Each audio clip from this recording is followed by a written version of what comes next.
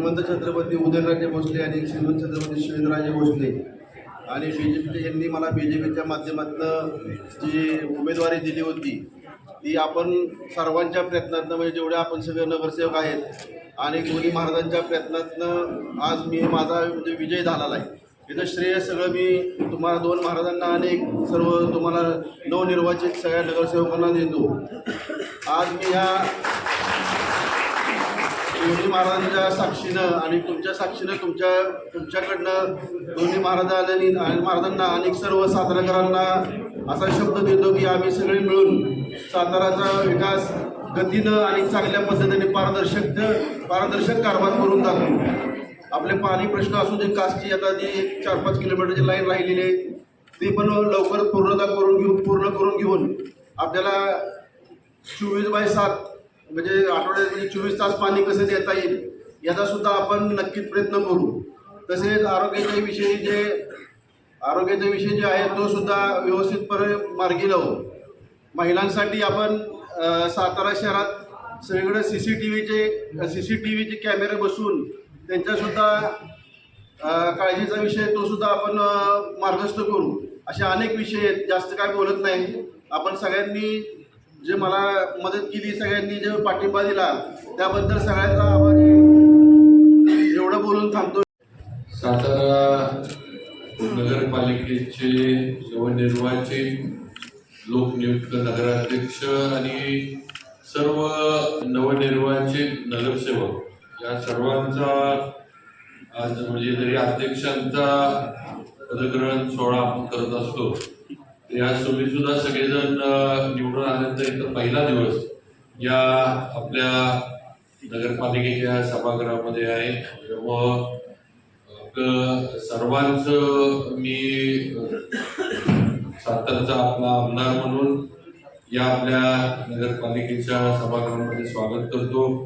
श्रीमंत छत्रपती उदयनराजे भोसले आपले खासदार साहेब सुद्धा इथे उपस्थित आहेत, ते सुद्धा आपल्याला शुभेच्छा देणार आहेत। त्याचबरोबर ज्यांनी आताच मनोगत व्यक्त केलं आणि अध्यक्षपदाची सूत्र ज्यांनी हाती घेतली माननीय अमोल मोहिते, त्याचबरोबर पुढारीचे संपादक हरीश पाटणे, मान्य पुण्यनगरीचे संपादक विनोद कुलकर्णी, मान्य अविनाश कदम, ॲडव्होकेट बनकर साहेब आणि उपस्थित सर्वच विद्यमान नगरसेवक, आपले सगळ्या नगरसेविका, त्याचबरोबर आपले चीफ ऑफिसर, नगरपालिकेचा सर्व अधिकारी वर्ग, कर्मचारी वर्ग आणि उपस्थित सर्व सातारकर बंधू भगिनी आणि माझ्या तरुण मित्रांनो, ज्याचा उल्लेख आता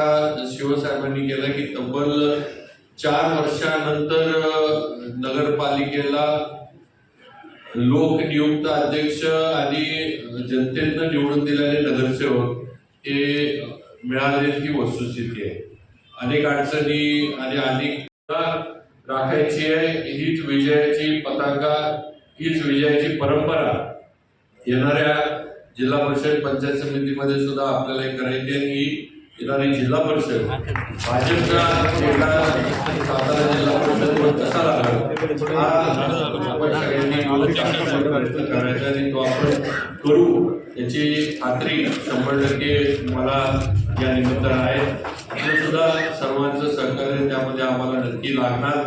जरी तुम्ही शहरात निवडून आला असला तरी प्रत्येकाचे गावाचे ग्रामीण भागाचे संबंध आहेत। प्रत्येक जण कुठल्या ना कुठल्या जरी शहरात राहायला आला असला तरी आपली मूळची गावं, मूळचे आपले कुटुंब किंवा शेती वगैरे या गोष्टी आपल्या सगळ्यांच्या ग्रामीण भागाशी जोडलेल्या आहेत, ही वस्तुस्थिती आहे। त्यामुळे नक्कीच त्यावेळेला सुद्धा आपल्याला आपलं योगदान भाजपचा नगरसेवक म्हणून, भारतीय जनता पार्टीचा कार्यकर्ता म्हणून द्यायला लागणार आहे, ही वस्तुस्थिती आपल्या सर्वांना मी सांगू इच्छितो। आणि आपले अपक्ष आज आपल्या बरोबर आहेत, त्यांच्यावरती मनापासून त्यांचं सर्व अपक्ष निवडून आलेल्या नगरसेवकांचं मनापासून अभिनंदन करतो, स्वागत करतो। सातारच्या विकासासाठी आपण सगळेजण एकत्र मिळून काम करूया।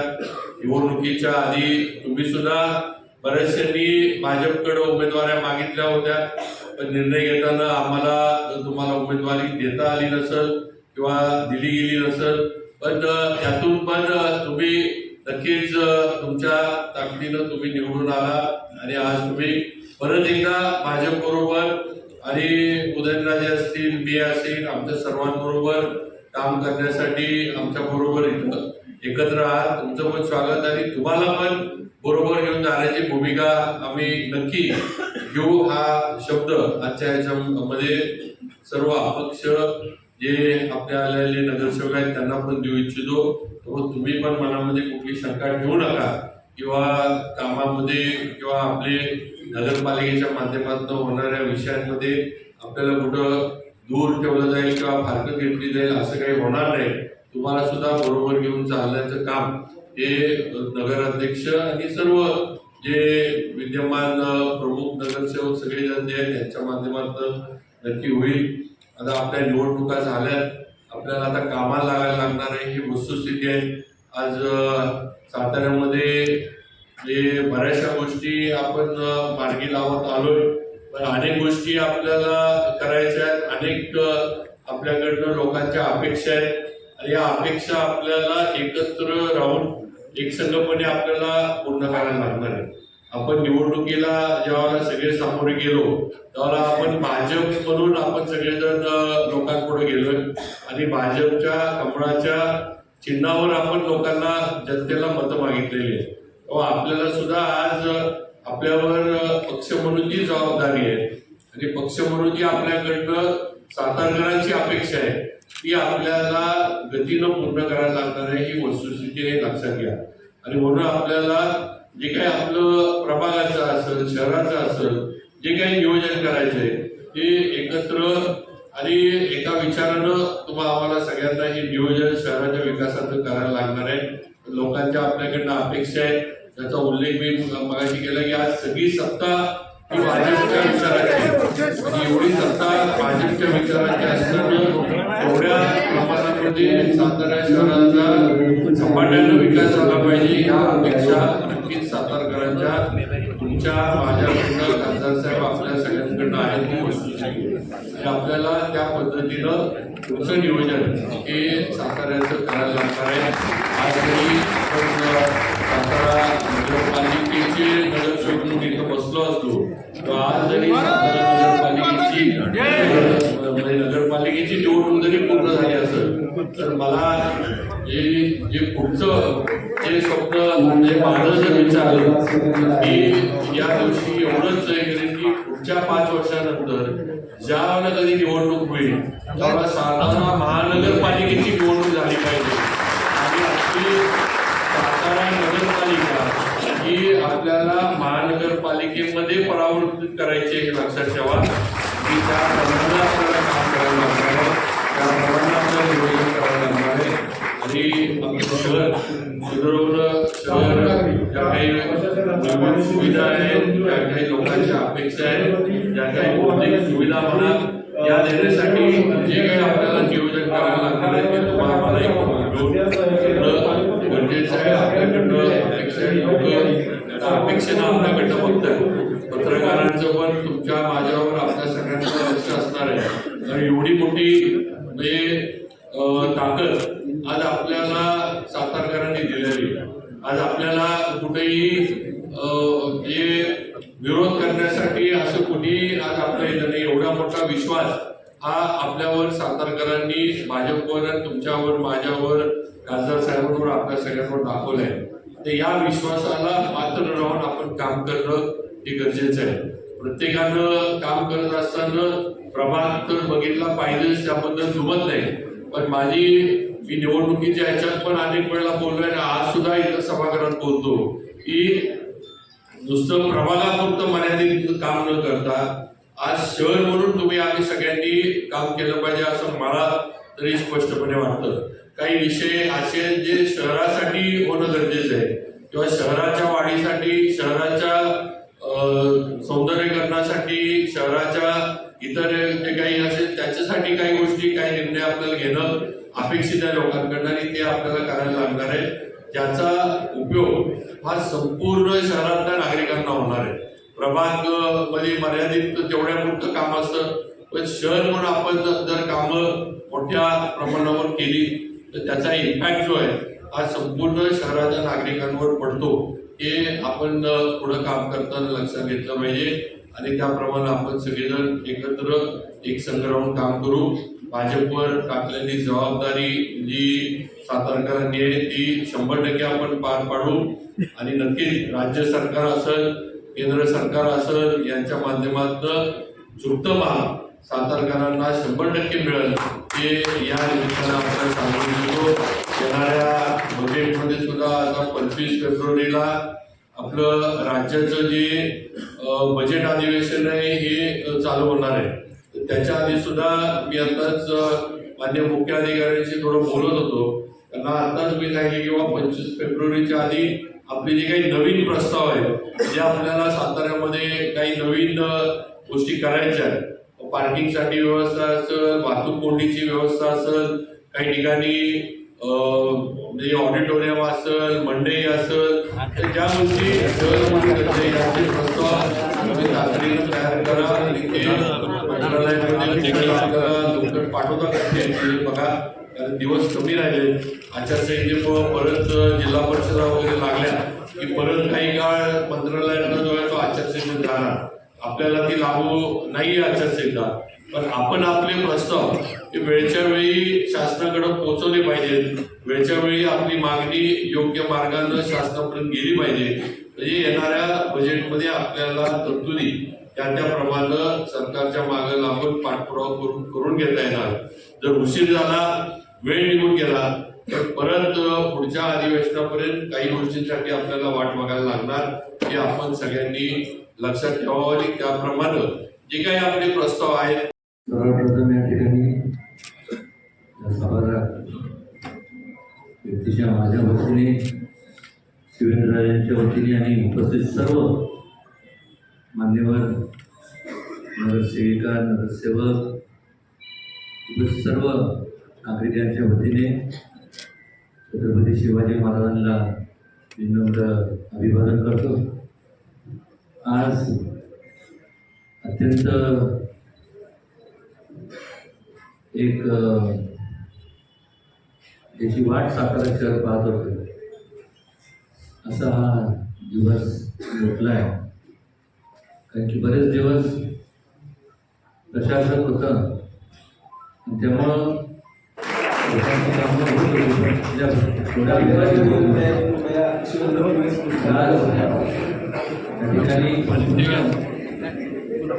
सर्व जे राज्य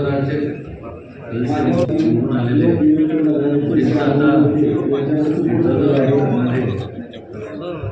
मित्र मोठे नगराध्यक्ष या सभागृहात आल्यानंतर एक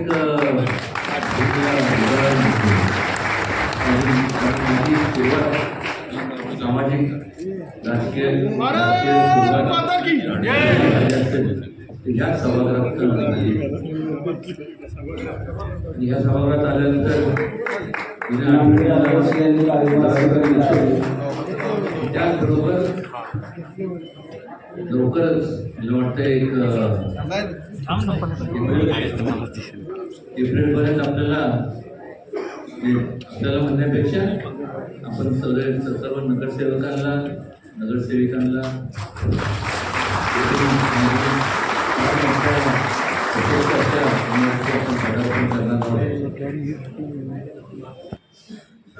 बिल्डिंग मोठी जरी असली लोकांच्या अपेक्षा सगळ्यांना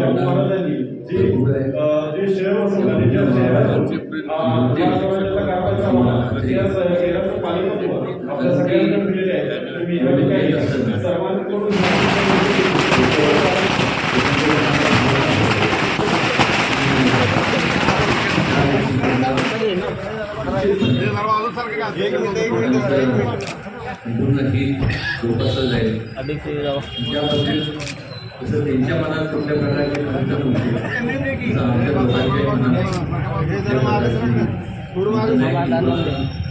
मला खात्री तुमच्या जास्तीत जास्त समाजसेवा या ठिकाणी हे करत असताना शिवेंद्रराजे असतील, मी असेल, यावेळेस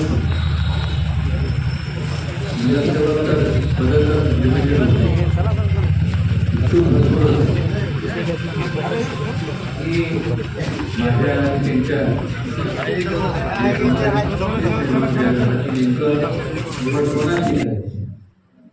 आम्ही दोघांनी फक्त एकच विचार केला की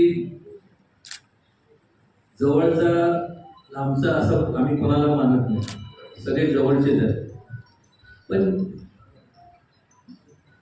आजपर्यंत ज्यांच्या हातून जास्तीत जास्त समाजकार्य घडलं किंवा पदावर नसताना देखील लोकांची यांनी सेवा केली, लोक त्यांनाच स्वीकारतील आणि त्यांनाच पाठिंबा दर्शवतील, तोच निकष लावला गेला. त्यामुळं कुठल्याही परिस्थितीत ज्यांना उमेदवारी मिळाली नाही त्यांनी असं समजू नये की ज्यांना मिळाली ते आवडते आणि त्यांना मिळाले नाही त्यांना आवडते, असं आम्ही कधी दोघंही कधी मानत नाही. या अगोदर देखील मी जेव्हा नगरसेवक होतो त्यावेळेसपासून संपूर्ण शहराचा एक फेरफटका मारायचो आणि मगाशी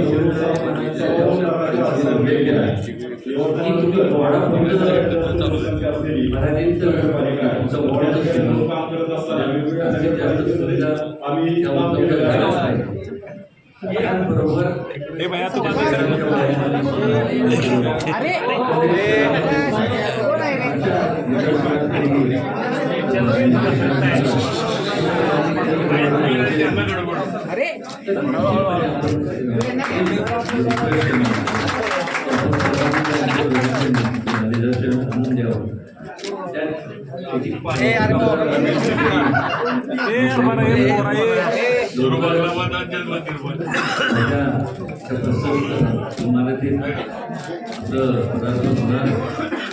प्रशस्त जरी असलं तरी आज मी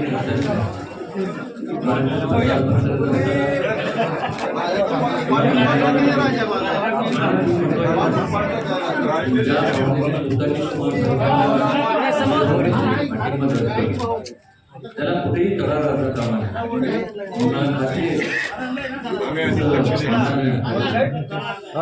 वाटतं केंद्र शासनाच्या माध्यमातून राज्य शासनाच्या सातारा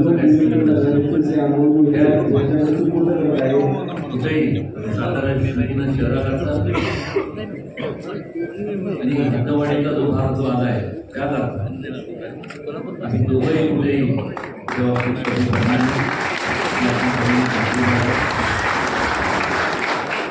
भाग बोलण्यापेक्षा मी एवढंच सांगितलं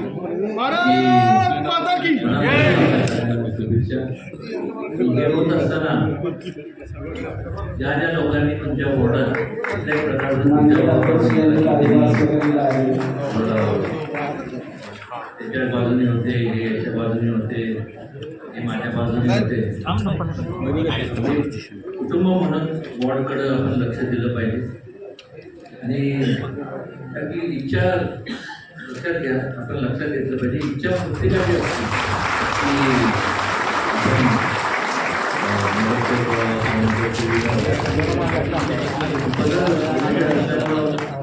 की तो निकष लावला, बाकी दुसरा कुठलाही निकष नाही. आणि भविष्य काळात निश्चितपणे तुमच्या दोघांच्या माध्यमातून त्यांना यावेळेस त्यांना संधी मिळाली नाही. श्रीमंत छत्रपती उदयनराजे भोसले आणि कुठल्या प्रकारे शिवेंद्रराजे भोसले यांनी मला बीजेपीच्या माध्यमातून जी उमेदवारी दिली होती ती आपण सर्वांच्या प्रयत्नातून म्हणजे जेवढे आपण सगळे नगरसेवक आहेत आणि महाराजांच्या प्रयत्नातून आज माझा विजय झालेला आहे. त्याचं श्रेय सगळं मी तुम्हाला दोन महाराजांना आणि सर्व तुम्हाला नवनिर्वाचित सगळ्या नगरसेवकांना देतो. आज महाराजांच्या साक्षीनं आणि तुमच्या साक्षीनं तुमच्याकडनं दोन्ही महाराजांनी आणि महाराजांना आणि सर्व सातारकरांना असा शब्द देतो की आम्ही सगळे मिळून साताराचा विकास गतीनं आणि चांगल्या पद्धतीने पारदर्शक कारभार करून दाखवू. आपले पाणी प्रश्न असू दे, कासची आता जी 4-5 किलोमीटरची लाईन राहिलेली आहे ती पण लवकर पूर्ण करून घेऊन आपल्याला 24/7 म्हणजे आठवड्यात 24 तास पाणी कसं देता येईल याचा सुद्धा आपण नक्कीच प्रयत्न करू. तसेच आरोग्याचा विषय जे आहे तो सुद्धा व्यवस्थितपणे मार्गी लावू. महिलांसाठी आपण सातारा शहरात सगळीकडे सीसीटीव्हीचे कॅमेरे बसवून त्यांच्या सुद्धा काळजीचा विषय तो सुद्धा आपण मार्गस्थ करू. असे अनेक विषय आहेत, जास्त काय बोलत नाही. आपण सगळ्यांनी मला मदत केली, सगळ्यांनी जे पाठिंबा दिला त्याबद्दल सगळ्यांचा आभार. एवढं बोलून थांबतो. जय महाराज.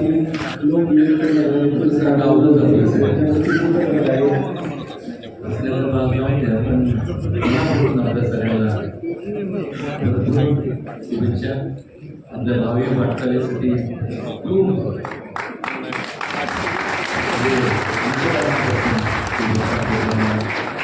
मी कुठल्याही प्रकारे माध्यमातून हे जे काम मिळालं तर तुम्हाला असं असतं की प्रत्येकाच्या विचार तुमचे विचार आमच्या दोघांकरता महत्वाचे. काय गोष्टी आम्हाला सुचतात, त्याच्यात तुम्हाला सुचतं की डेव्हलपमेंटच्या हिशोबाने आपल्याला हे केलं पाहिजे, आपण जरूर आम्हाला सांगा. त्याच्यावरती अंमलबजावणी कुठल्याही परिस्थितीत आम्ही करू. आणि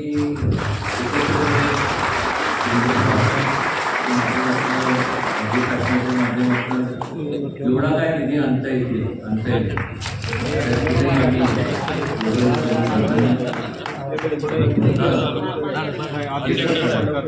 की कुठल्याही कार्यक्रमाला जात असताना ऑर्डरने जे त्या प्रमुख विषयाच्या लोकांनी प्रतिष्ठित म्हणण्यापेक्षा ज्यांनी सहकार्य केलं आपल्याला त्या सगळ्यांना आपण निमंत्रित करावं एवढीच कळकळीची विनंती या ठिकाणी करतो. आणि पुन्हा एकदा आपल्या सगळ्यांना मनापासून शुभेच्छा देतो.